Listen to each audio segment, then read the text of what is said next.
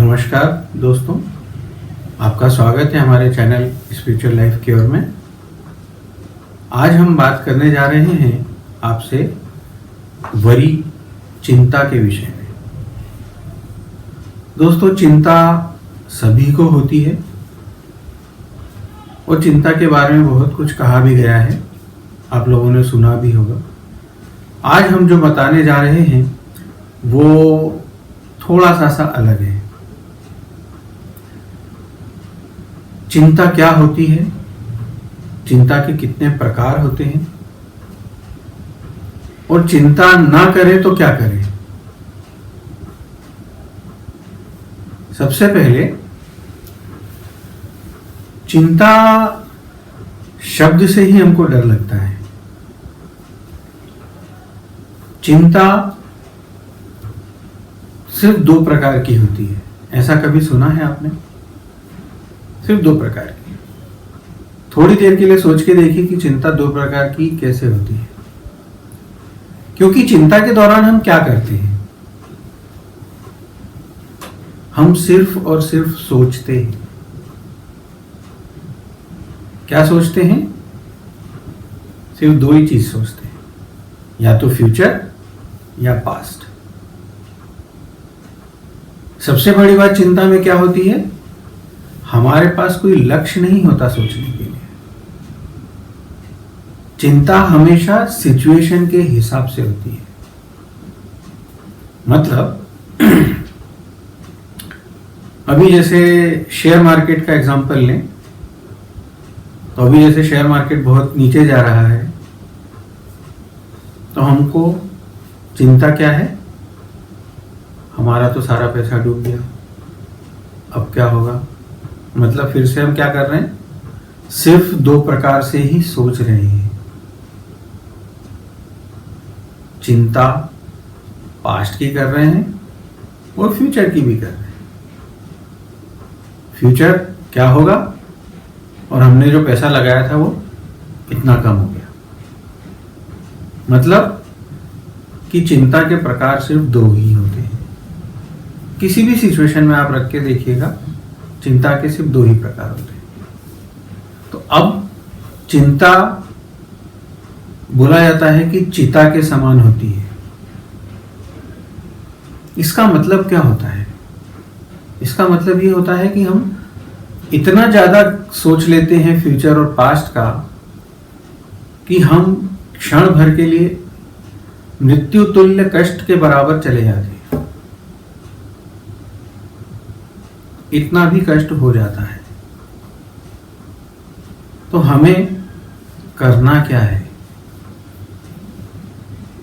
कभी सोचा है? Be in present. वर्तमान में जीना है, वर्तमान में रहिए। जो हमने अभी एग्जाम्पल लिया चिंता का, अगर हम उसी एग्जाम्पल पे चलें तो जिन लोगों ने वर्तमान में जिया, उन लोगों ने क्या किया? अब शेयर मार्केट में पैसा लगा दिया कि फ्यूचर में उनका पैसा बढ़ जाएगा। तो दोस्तों, ये ही एक सॉल्यूशन होता है कि हम जितना वर्तमान में जिएंगे उतना हमारे लिए अच्छा होगा। परंतु मैं यहां ये नहीं कहता हूं कि चिंतन नहीं करना है। चिंता और चिंतन में बहुत बड़ा डिफरेंस होता है। और ये जो विषय है चिंतन, ये मेरे यंग व्यूअर्स के लिए तो बहुत ही अच्छा विषय है। इसलिए कि चिंतन मतलब क्या? चिंतन मतलब प्लानिंग। तो हम प्लानिंग तो रोज रोज नहीं कर सकते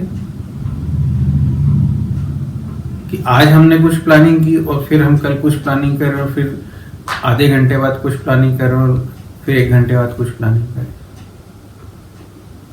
अगर हम लाइफ रिलेटेड प्लानिंग करते हैं तो हम एक ही बार करते हैं। और जब हम एक बार प्लानिंग करते हैं तो वो लॉन्ग टर्म प्लानिंग करते हैं। मैंने इसीलिए पहले बोला यंग व्यूअर्स के लिए बहुत ही अच्छी चीज़ है कि what I want to be at the age of 50। मैं 50 की उम्र में कहाँ पहुँचना चाहता हूँ, क्या करना चाहता हूँ, कैसे करना चाहता हूँ, ये सारी चीज़ प्लानिंग में आती है। देखिए इसमें हमको क्या क्या मिल गया, हमारा लक्ष्य,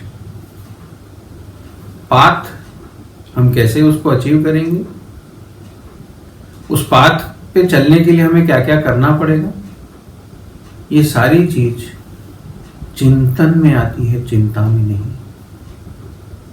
क्योंकि लक्ष्य हम एक बार ही फिक्स करेंगे, रोज रोज चेंज नहीं करेंगे। तो इसलिए हमें चिंतन करना है, चिंता नहीं करना है। और चिंतन करने के लिए जिन लोगों ने मैनेजमेंट पढ़ा होता है उनको मालूम है कि स्वॉट एनालिसिस क्या होता है और स्वॉट एनालिसिस हम कैसे करते हैं, strength, weakness, opportunity and threat. अगर हम ये स्वॉट एनालिसिस हमारे खुद के लाइफ के लिए कर लेते हैं तो हमारा चिंतन हमेशा सफल होता है।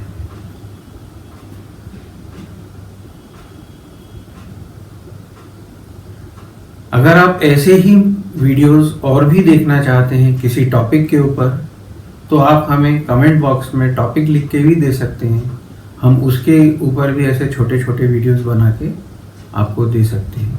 आप अगर आपकी किसी पर्सनल प्रॉब्लम के लिए हमसे कांटेक्ट करना चाहते हैं तो हमारा फ़ोन नंबर इसमें दिया हुआ है, उस पर भी कांटेक्ट कर सकते हैं। कमेंट सेक्शन से के थ्रू भी कांटेक्ट कर सकते हैं या हमें ईमेल भी कर सकते हैं।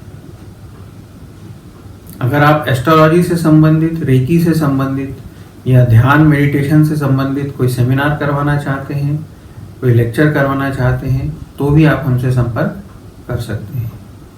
धन्यवाद।